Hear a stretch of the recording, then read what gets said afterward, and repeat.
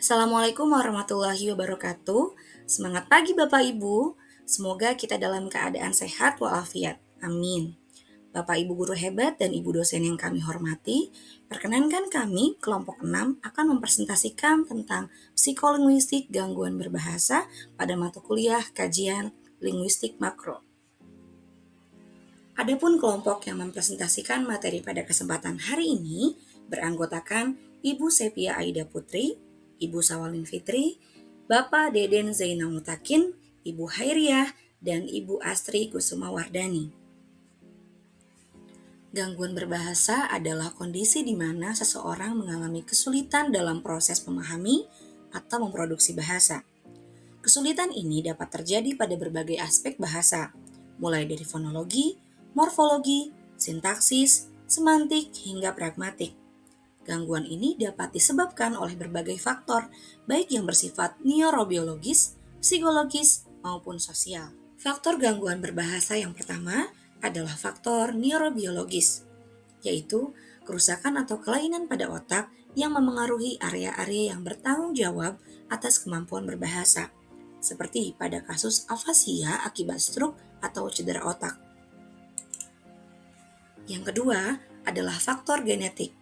Beberapa gangguan berbahasa seperti disleksia diketahui memiliki komponen genetik yang kuat.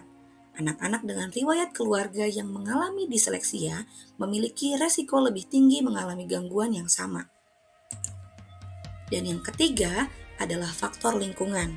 Paparan lingkungan sosial yang kurang mendukung seperti kurangnya interaksi verbal antara seorang anak dengan orang tuanya juga ternyata dapat berkontribusi pada perkembangan gangguan berbahasa. Klasifikasi gangguan berbahasa. Gangguan berbahasa dapat diklasifikasikan menjadi beberapa jenis, di antaranya afasia, disleksia, dysarthria, gangguan bahasa perkembangan atau developmental language disorder atau biasa disingkat dengan DLD. Afasia merupakan gangguan berbahasa yang diakibatkan oleh kerusakan pada otak, terutama di area yang berhubungan dengan bahasa, seperti area Broca dan area Wernicke. Afasia dapat mengakibatkan gangguan pada kemampuan berbicara, memahami bahasa, membaca, dan menulis.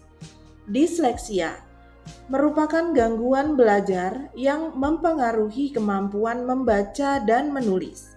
Meskipun individu dengan disleksia memiliki kecerdasan normal, mereka mengalami kesulitan dalam menghubungkan simbol-simbol bahasa atau huruf dengan bunyi yang diwakili. Dysarthria merupakan gangguan yang mempengaruhi kemampuan otot-otot yang digunakan untuk berbicara. Dysarthria biasanya disebabkan oleh kerusakan pada sistem saraf yang mengontrol otak-otak bicara. Gangguan bahasa perkembangan atau Developmental Language Disorder atau biasa disingkat dengan DLD merupakan kondisi di mana anak-anak mengalami keterlambatan atau kesulitan dalam mengembangkan bahasa tanpa adanya penyebab medis yang jelas. Teori psikolinguistik tentang gangguan berbahasa. Yang pertama, model pemrosesan bahasa. Model pemrosesan bahasa dalam psikolinguistik mencoba menjelaskan bagaimana manusia memahami dan memproduksi bahasa. Salah satu teori yang relevan adalah metode pemrosesan interaktif yang menyatakan bahwa pemrosesan bahasa melibatkan interaksi antara berbagai tingkatan, mulai dari fonologi, sintaksis, dan semantik, secara simultan. Gangguan berbahasa dalam konteks ini terjadi ketika ada disfungsi pada salah satu atau lebih tingkatan pemrosesan ini. Yang kedua, hipotesis lokalitas.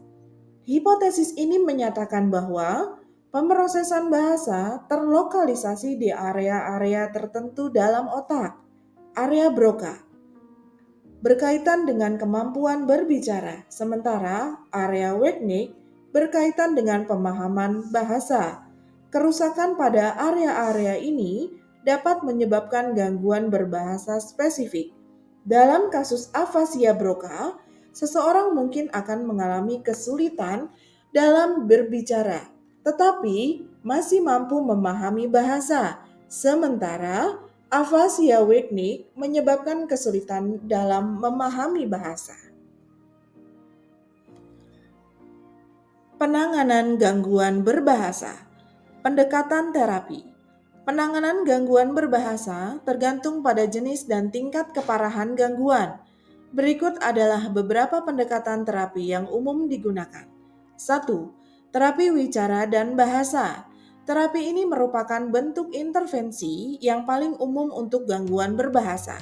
Terapi ini bertujuan untuk meningkatkan kemampuan berbicara, memahami bahasa, serta keterampilan komunikasi sosial. 2. Pendekatan multisensori. Pendekatan ini khususnya untuk disleksia. Pendekatan ini melibatkan penggunaan berbagai indera seperti visual, auditoris, dan kinestetik untuk membantu individu memproses bahasa. 3. Penggunaan teknologi bantu. Bagi individu dengan gangguan parah, alat bantu komunikasi seperti perangkat augmentatif dan alternatif atau AAC dapat membantu mereka berkomunikasi. Kemudian, peran keluarga dan lingkungan.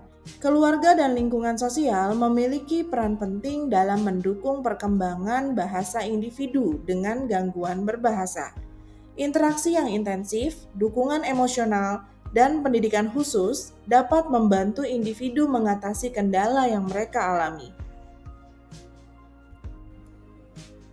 Demikian presentasi kelompok kami tentang gangguan berbahasa.